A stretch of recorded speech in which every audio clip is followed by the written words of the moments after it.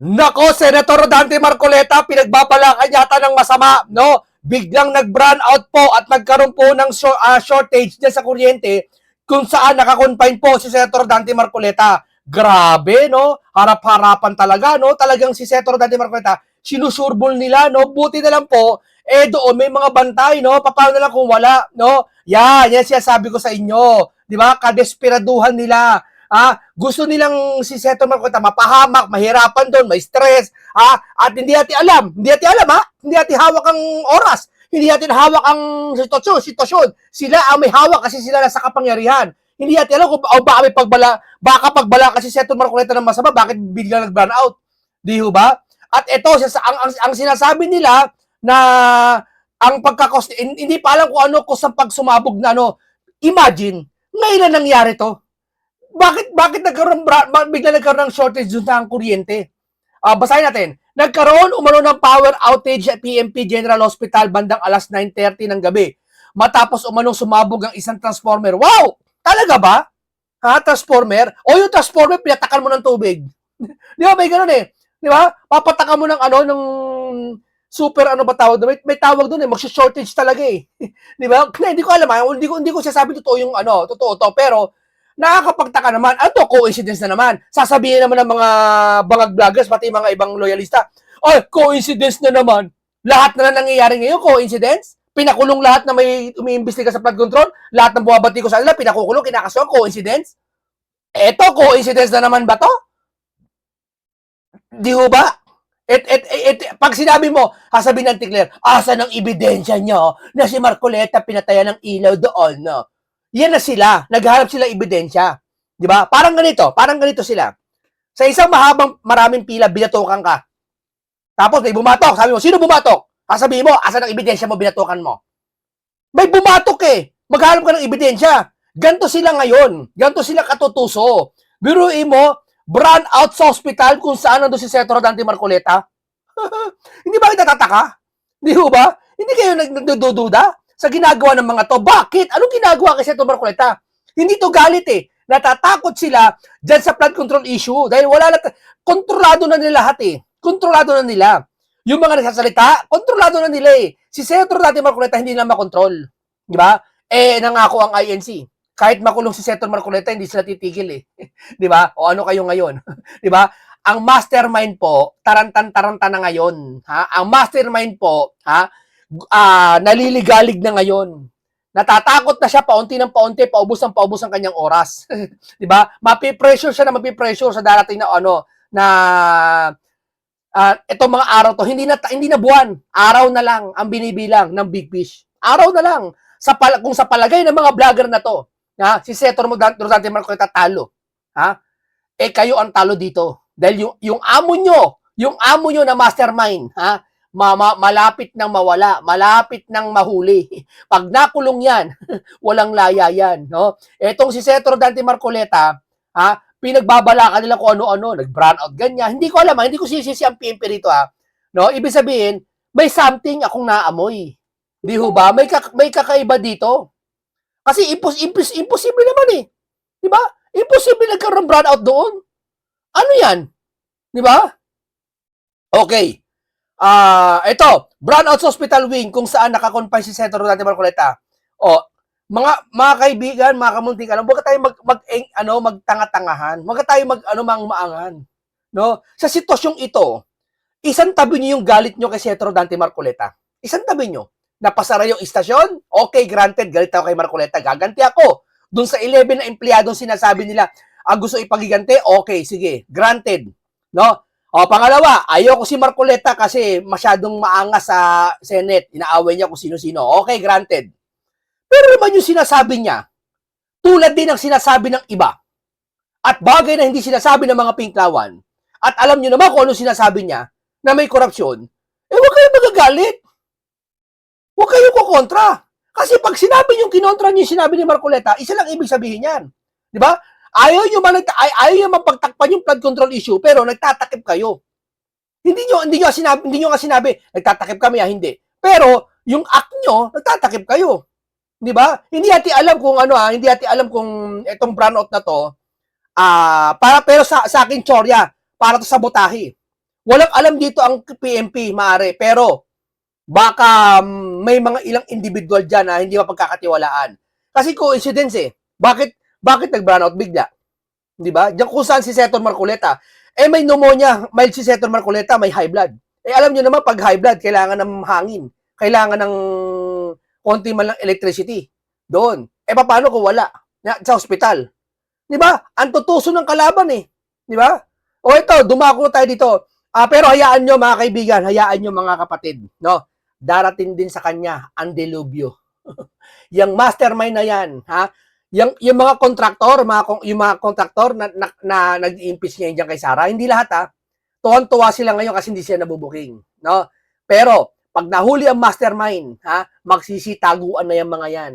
Kukuha ng mga golden visa yan. Aalis na ng bansa yan. Siguradong sigurado yan. Malapit na yan, hintayin nyo. Munting kaalaman, mabigay ka ng araw kung kailan. Maybe bukas? hindi. Maybe Sabado?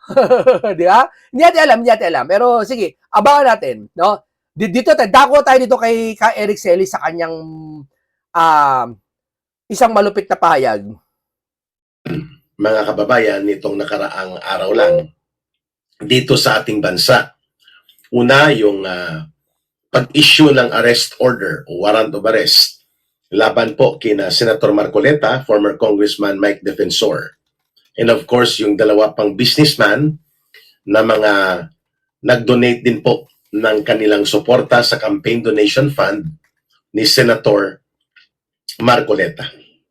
We're talking about the arrest order na naisilbi na po or voluntarily nag-surrender, nag-coordinate, nag-cooperate po sina Senator Marcoleta sa otoridad, no, lalo na sa PNP CIDG NCR office, no, sa National Capital Region.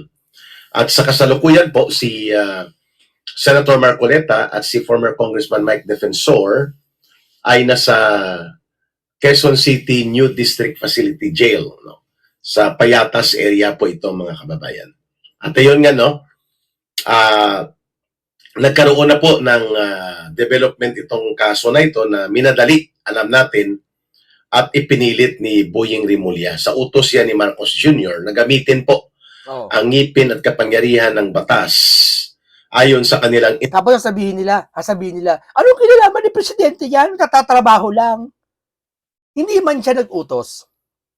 Ha? Hindi man siya nag-command. Pero, yung pinabayaan niya ang isang bagay na alam mong mali. Ha? Ano ba tawag doon? Example, 'di ba? Sabi ko nga sa inyo, yung sa ICC. Ha?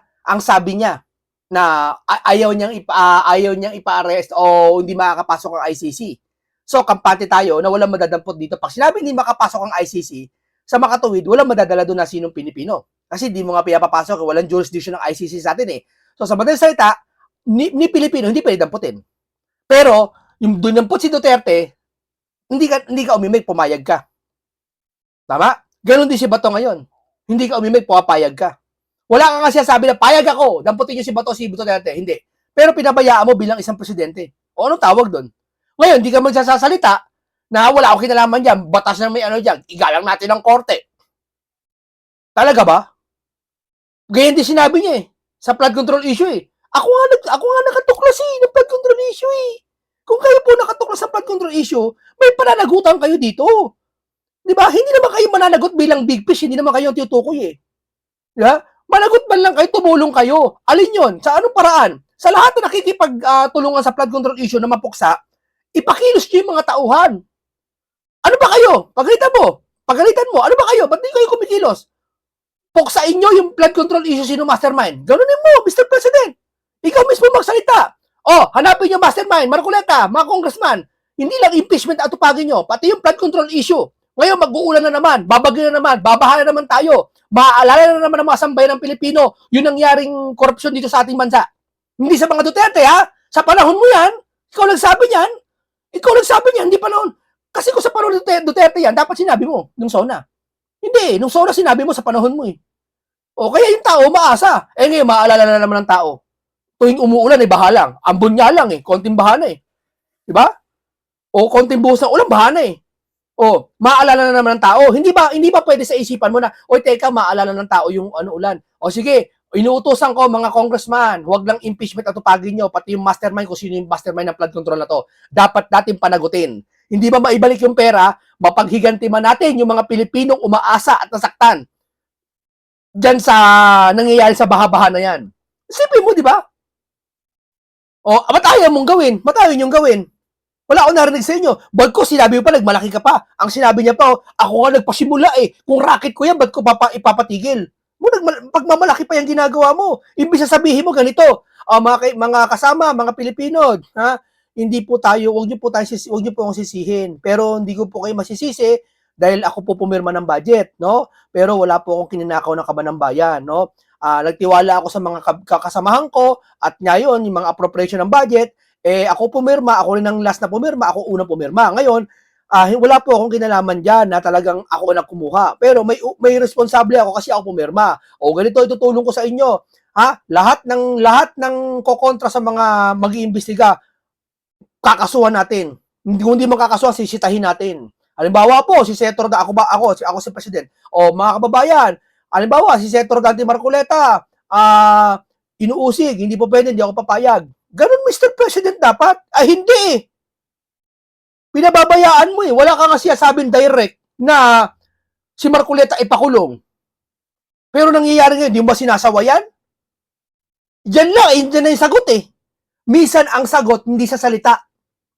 Hindi sa sulat o hindi sa nakikita. Ha? Minsan doon mismo sa mga gawa, andun na yung sagot. Interpretasyon at sila po ay kinatigan naman ng Sandigan Bayan.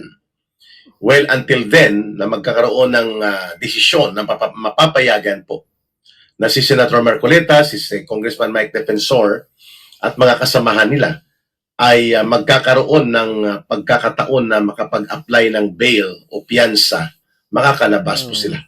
Ang nakakalungkot po dito, hindi po sila O eto pa, teka lang, Ka-Eric, asensya na po kayo mainit, lang ako na nag-aalala lang po ako kay Senator Dante Marcoleta dahil yung pagpatay ng ilaw na yan, hindi maganda.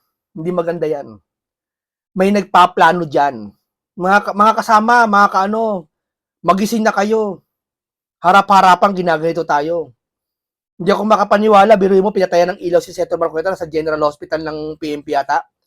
Pinatayan ng, yan ba, hindi ba nalaman ng presidente yan? At yung presidente ba, wala bang rights na magsalita dyan? O, si Marcoleta, namatay daw ilaw. Hindi mo na ipagmamalasakit, ipagmalasakit mo yung nangyayari. Ba't namatay ilaw? Bantayan nyo yan. Baka ano mangyari dyan?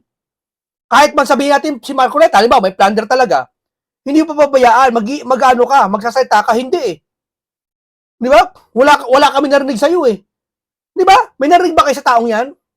Ito lang. Hindi sa katulad ng mga nakaraan, kala Pinoy, kala Duterte. Concern eh, may narinig ka talaga eh. Ito lang. Pag may nangyari, talaga ba, niya eh. O ito, mataas ang kuryente ngayon, ha? Hindi nyo napansin, mataas ang kuryente ngayon, ha? Yung dating 2.5 na binabayaran ko, ang binabayaran ko ngayon, 11,000. Ha? Yung mga nakikita ko mga mahihirap na hindi na ordinaryong Pilipino tatrabaho, ang kuryente nila nasa 1.8, ngayon 5,200 ang kuryente nila. Teka muna, ba't walang sumasaway dyan? Ba't walang sumasaway na mataas sa ating gobyerno? Impeachment pa rin? Ha? Paano yung mataas na kuryente? Hindi ba sila, baka namimiyasa sila? Baka ang katwiran nila, teka muna, nagkakagulo gobyerno ngayon. Halika, samantalahin natin, magtaas tayo ng kuryente. Yan mga yan, wala naman yan eh. Takot sa atin yan eh. Baka ganun ang iniisip nila. Kasi wala kayong pangil dyan. Di ba? Hindi makababayan. Totoo yan. O kayo ba hindi nyo naramdaman? Ngayon sasabihin nyo, sisisihin nyo si Senator Marcoleta kasi yung tukay na pangako niya eh. Anong kinalaman ng pangako niya sa pagtaas ng kuryente? Di ba? Anong kinalaman niya? Yung mataas ng kuryente, sawayin mo na may kabagsikan. Sabi niya ng Biblia, sawayin mo na may kabagsikan. May bagsik ba? Wala. Ang Pangulo, nagtatrabaho lang. Ang Pangulo, nagtatrabaho lang yung tao. O yung mga baha, kailan nyo tatalakayin ng mga baha? Ang daming baha ngayon, ni isa sa inyo sa mga HOR, ni isa sa inyo sa mga executive, may tinalakay ba baha? O mga Pilipino, magbaha kayo. O, ingat kayo dyan, ha? Ito, magre-relief good ako sa inyo. O, bibili tayo ng bangka, mapuproduce tayo ng bangka, isa-isa, bahay-bahay, bibigyan kayo ng mga relief good. Hindi. Magbibigay sila ng relief good doon sa mga walang baha.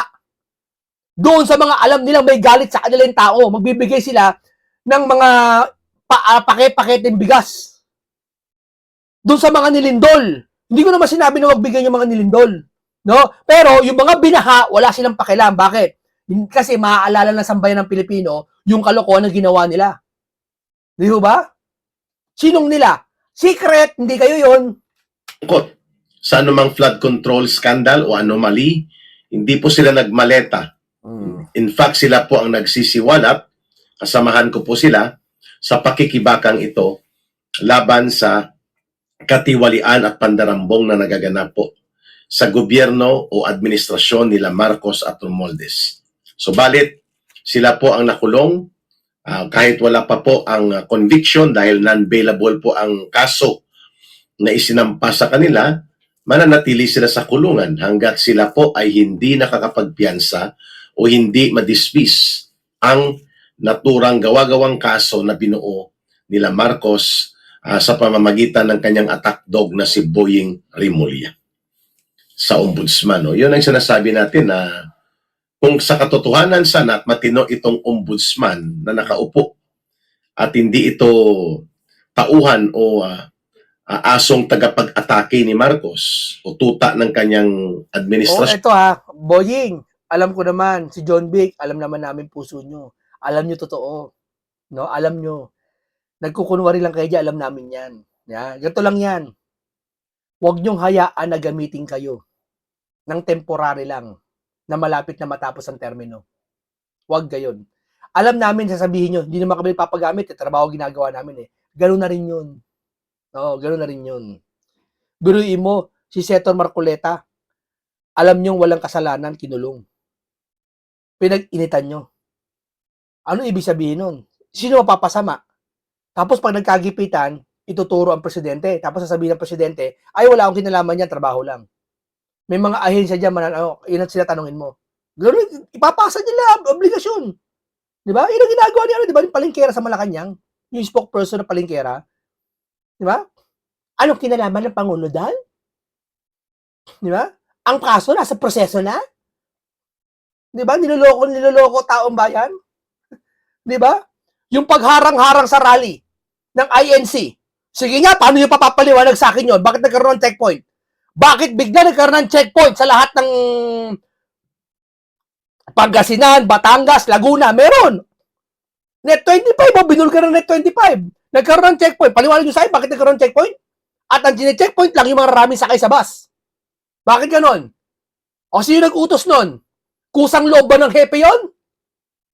Nakaisip isang araw, nagising yung hepe, teka muna, mag-checkpoint kami.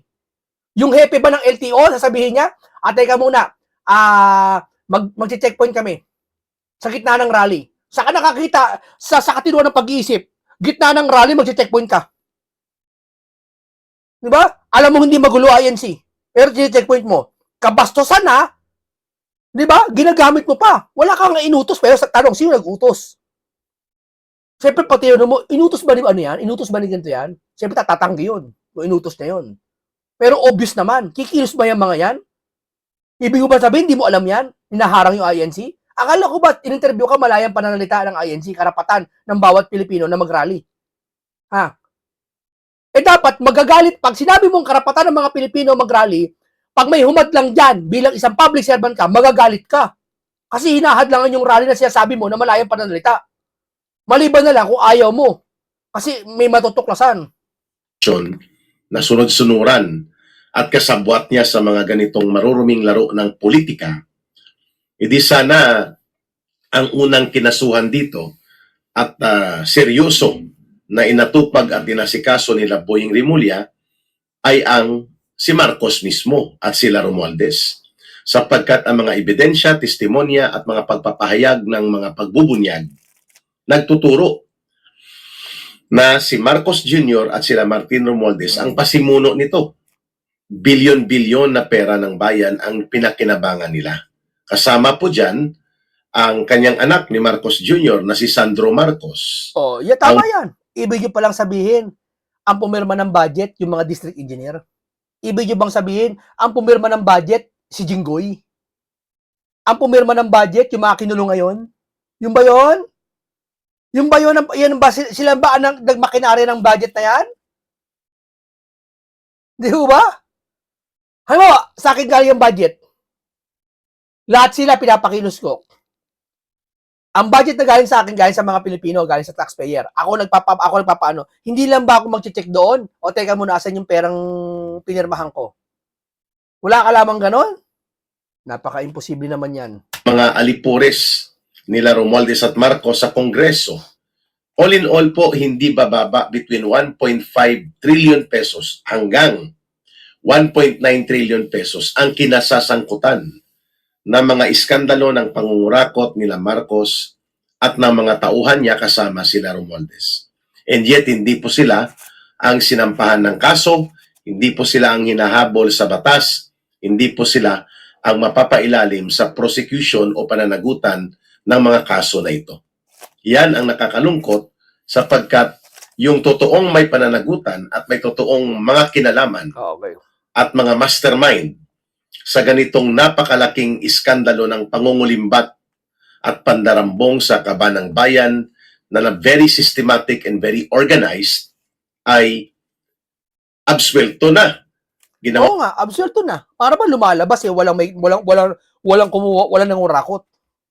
pa mga state witnesses ni Boyeng Rimulya. Di ba katawa-tawa yun? State witnesses para kanino? Ang mga state witnesses ay ginagamit sa legal procedure sa pag-prosecute sa mga mastermind. Hindi naman po nasasampahan ng kaso sila Bongbong Marcos Jr. at sila Martin Romualdez. Ginamit na po itong mga state witnesses para kanino? Yun ang malaking tanong kay Boyeng Rimulya at kay Marcos Jr. mismo. This is the most brazen, pinakagarapal at pinakaabusado na paggamit ng poder at kapangyarihan na nakikita natin noon lamang sa panahon ng martial law sa tatay niya na si diktador na si Marcos Sr. Ngayon, malala pa itong anak, duwag, subalit abusado. At marunong gumamit ang kanyang mga tauhan ng batas kahit walang deklarasyon ng martial law. Duwag. Hindi, ito, parang gano'n nga eh. Parang martial, ano na nga eh. Di ba? Nangyayari ngayon eh. Biro mo yung mga rally, harangin mo. Yung mga sasalita, pakukulong mo. Yung mga nag-iimbestiga, pakukulong mo. Papatay mo ng ilaw, yung mga nakakulong, nasa General Hospital. Di ba? Nakapagtaka eh. Namatay yung ilaw sa hospital ni Seto Marcoleta eh. Nakakagalit. Di ba? Yung ginagawa nila. Di ba? Wala na mga puso para lang sa pagtakpan yung mali-malit ang pera. Lahat sila natatakip. Lahat sila nakikisa. Buti niya, anya si Marcoleta, mamatay na yan, mawala ng ilaw dyan. Biruin mo, gusto mawala si Marcoleta para takpan yung flood control issue? In the sense dahil hindi niya kayang panindigan at humarap sa mga demokratikong oposisyon na bumabatikos at nagbubunyag ng kanyang mga katiwalian at mga kasindikatuhan. Kaya duwag. Duwag din itong si Marcos Jr. sapagkat hindi kayang panindigan. Kung totoo na ikaw ay matapang, di panindigan mong diktadura ang uri ng pamumuno at pamamalakad mo dito sa Pilipinas. Hindi siya nagdideklara ng martial law, pero selectively and pointedly, tinatarget niya ang mga political opposition para gamitan po ng poder at kapangyarihan similar to the way powers and authority of the government were abused during the time of the dictatorship ng kanyang tatay. Kaya natin sinasabing duwag kasi ang kanyang tatay, at least kahit papano po, ay marunong manindigan. Batay sa kakayanan at katapangan niyang harapin ang pagdideklara ng martial law sa buong bansa. Ito si Marcos Jr. wala. Takot. Takot siyang baka magkaroon siya ng direktang banggaan sa kanyang mga kaalyado. Itong mga komunistang terorista na ngayon ay gamit na gamit niya sa pag-atake sa mga Duterte, mga kababayan. itong CPP, NPA, NDF, at lalo na ang kanilang mga party list at mga urban operatives at urban-based organizations. Kalyado na sila ni Marcos Jr. Oh, kaalyado sila kasi pabor sila sa nangyayari ngayong sitwasyon na tahimik lang, ayaw, wala silang pakialam. Halimbawa, ganito, bigyan ko kay sample, yung kuryente, di ba, mataas, sabi ko nga sa inyo, mataas. Pabor sila kay Junior ngayon. Bakit? Kasi hindi sinasaway ni Junior kung ba't mataas ang kuryente. Kung ikaw matino, ha, ikaw ang mataas, sasawayin mo. Bakit mataas ang kuryente ngayon? Hindi mo papaubaya lang kung kanino. Hindi, ayaw mo, di ko naman trabaho yan eh. Ganun ba yun? Yung may-ari ba ng presidente ng isang kumpanya, may nakita siyang sirang pinto, pababayaan niya ba yun? Sasabihin niya, hindi ko trabaho yan, ako presidente dito, hindi ko trabaho yan, hayaan mo yan. Bilang pagmamalasakit, sasawayin mo, oh, yung pinto na yan, sira na yan, ha? Pakiayos yan. Sino ba ang may ano diyan, may jurisdiction mag-ayos niyan? Sir, yung engineer department. O sige, paayos mo na yan. Nagsalita na yung presidente. So aayusin na kagad yun kasi presidente na yung salita eh. Eto, meron ba? Kaya yung mga taong nananamantala, pabor sa kanya kasi hindi niya sinasaway. Ang mga hilaw na komunista na sinipa ng CPP, NPA, NDF at ngayon ay nagpapakilalang akbayan at iba pang mga grupong makakaliwa na tumiwalag noon tiniwalag sa CPP, NPA, NDF, kalyado din ni Marcos at nila Romualdez, ang mga yellow and pink zombies like Jokno, De Lima, Trillanes, bahagi na rin po ng alyansa ni Marcos at Romualdez on the common ground na layunin nilang durugin at lumpuin ang mga nasa Duterte political camp, lalong-lalo na si Vice President Sara Duterte, ang kanyang ama, na naipadukot at naipatapon at iligal na nakakulong ngayon sa Netherlands, si former President Rodrigo Duterte. Yan pong common unity nila mga kababayan. Kaya naman po nangyari ito ngayon, ang pag-atake kay Senator Marcoleta at kay former Congressman Mike Defensor. Uulitin natin, tatlo po ang direktang mensahe na gustong ipaskil ni Marcos as billboard of warning and signal niya sa taong bayan na una, you cannot fight Malacanang. No? You cannot be a critic to this government if you are seriously advocating and crusading against graft and corruption and plunder in government directed towards Marcos and Romualdez. Kakasuhan ka nila. Iipitin ka, piperwisyuhin ka, at tatanggalan ka ng kalayaan at karapatan na magpahayag at makilahok sa mga pagkilos. Oh, hindi ba totoo yan? Hindi totoo yan. Si Marcoleta, kinasuhan nila. Napakaliit-liit na problema, kinasuhan nila. Kaysa yung malaking problema. Na may video, may litrato, may pangalang binanggit. Walang kaso yung mga yun. Namimili sila ng kakasuhan nila tapos gagawin nilang state witness. Para may maligtas. Hindi makapagsalita. Siyempre, yung taong ginawa mong state witness, tuwan-tuwa yun. Hindi ako kakasuhan. Hindi ako kakanta. Hindi ako kakasuhan eh. Hindi ho ba? Kung talaga seryoso kayo sa flood control na to, kada uulan, uusigin niyo yung big fish. That is the fear factor na gustong ipatimo at ipalaganap ni Marcos at nila Romualdez. Na ang kapangyarihan ay kaya pala nilang ikutan at butasin ang batas para ikaw ay perwisyuhin, mawawala ang iyong kakayanan na magsalita at magpahayag. Exactly the way they are doing things right now against the political opposition figures. Kagaya po nila Senator Jinggoy Estrada, Senator Marcoleta, former Congressman Mike Defensor, ako. 6 ang kaso na kinakaharap ko and every week halos ay nasa korte po ako. Umaharap na mga kaso na ito. So number 2 na mensahe sa nangyari na ito, na pagkakakulong na o pagkaka-aresto at pagkakakulong kay Senator Kung talagang wala kayong kasalanan, may mga tao nagsasalita sa inyo, hindi nyo kakasuhan. Promise talaga. Halimbawa, ikaw, senador ka, public servant ka, pag pinagbantaan ka, yun talagang kasuhan mo. Kasi presidente ka, senador ka, pagbabantaan ka. Nasa security mo, pagbabantaan ka na, kasuhan mo na. Tapos ang masasama na yung sinasabi, halimbawa, gugurgurin kita. Ay, kasuhan talaga. Pero kung halimbawa, nagsasalita, ikaw ang may kasalanan, ikaw sinisisi. Hindi ka magagalit bilang public servant. Kasi tungkulin mo, karapatan, nasa tungkulin mo, bahagi ng tungkulin mo, nasisihin ka. Halimbawa, ako gwardiya. Ako gwardiya ng isang establishmento, ako gwardiya. Pag ba may nakapasok doon, nalusutan ako, di ba ako sisisihin? Ako may karapatan doon eh. Ba't nakapasok yun? Ikaw tatanungin. Tapos nung tinanong ka, nagalit ka, ba't ako sisisihin nyo? Gwardiya ka eh. Gets mo? Di ba? Tungkulin mo bantayan yung building. Di ba?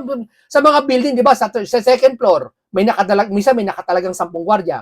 Sa third floor ng mall, may 5 gwardiya nakatalaga. Kanya-kanya kanya-kanyang baluarte yan eh. Pag may nangyari doon, may nakawan doon, ang sisisihin yung gwardiya. Di ba sa subdivision, pag may nakapasok na magnanakaw, teka muna, may gwardiya naman tayo, ba't walang bantay? Di ba gwardiya siya sinisisi? Pag ikaw, nang wala yung budget ng Pilipinas, ikaw pa pumirma, ikaw ang maaring sisihin nila, ikaw pagbintangan, ikaw tanungin. Tapos nung sinisi ka nila, nagalit ka. Hindi mo pwedeng, huwag kang balat sibuyas. Teka, naiintindihan namin sinasabi nyo, ako sinisisi nyo. Bilang ako presidente, ako pumirma, ako sinisisi nyo. Pero para ganito, patas, mag-iimbestiga ako, samahan nyo ako. Hindi ako papayag na sisihin nyo ako, tapos yung mastermind tuwan-tuwa. Ganun ang presidente. Hindi yung kakasuhan mo lahat. Ano ibig sabihin nun? Ba't mo kakasuhan lahat? Kayo magmusga, bakit? Correct. Public servant ka eh. Ang bumoto sa'yo, ang naglagay sa'yo, hindi naman kung sino, ang naglagay sa'yo, taong bayan, na kung saan yung ilan sa mga taong bayan, sinisisi ka ngayon, pinagbibintangan ka. O palagay natin, walang ebidensya sa pagbibintang. Pero normal yon kasi nga, ikaw ay pananagutan.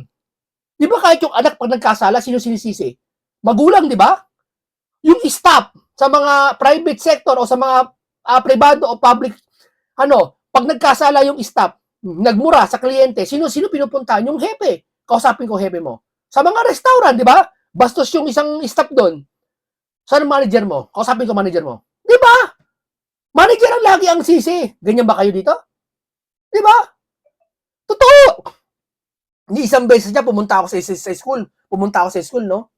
Merong isang estudyante, sinigawan kami.